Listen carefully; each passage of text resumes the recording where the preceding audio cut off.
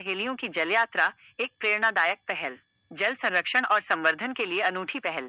बुंदेलखंड में जल संकट एक गंभीर समस्या है। इस समस्या के समाधान के लिए जल सहेलियों नामक एक संगठन ने एक अनूठी पहल की है।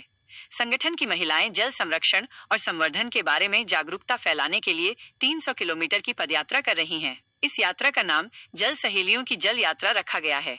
यात्रा का मार्ग और उद्देश्य।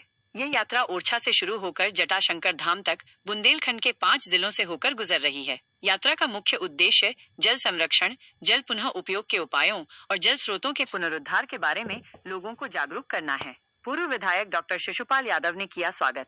जल यात्रा जब पृथ्वीपुर विधानसभा क्षेत्र के ग्राम पंचायत गोर पहुंची तो पूर्व विधायक डॉक्टर शिशुपाल यादव ने यात्रा का स्वागत किया और उसमें भाग लिया। उन्होंने कहा कि इस यात्रा में शामिल होना उनके लिए सौभाग्य की बात है। उन्होंने संगठन की जल सहेलियों द्वारा किए जा रहे कार्यों की सराहना की और कहा कि इन कार्यों के कारण जल सहेलियों की नारी शक्ति से जल शक्ति के तौर पर पहचान देश भर में हुई है। यात्रा की अवधि। ये यात्रा 2 फरवरी से प्रारंभ हुई है और 19 फरवरी को समाप्त होगी। जल सहेलियों की पहल का महत्व। जल सहेलियों की यह पहल जल संरक्षण और संवर्धन के लिए एक महत्वपूर्ण कदम है। यह यात्रा न केवल लोगों को जल संकट के बारे में जागरूक कर रही है, बल्कि उन्हें जल संरक्षण के उपायों के बारे में भी जानकारी दे रही है। यह यात्रा बुंदेलखंड में जल संकट के समाधान में महत्वपूर्ण भूमिका निभा सकती है।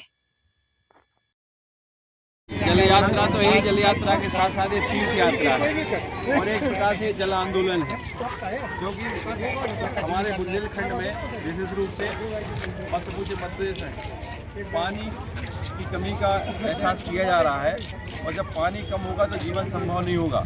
जीवन को सुरक्षित करने के लिए जल का संचयन जरूरी है। हमारी स्वयंसेवी संस्थाओं ने विशेष रूप से हमारी परमार्थ संस्था ने जो ये जल संचयन के लिए जल यात्रा निकाली है, जो हमारे बुंदेलखंड के तीर्थ स्थल ओरछा से लेकर के भगवान शंकर के पावन दरबार जटाशंकर तक जल यात्रा जा रही है। ये जल यात्रा और तीर्थ यात्रा सफल हो, इस यात्रा की सफलता की हमारी बहुत बहुत शुभकामनाएं और बहुत बहुत बधाई। हम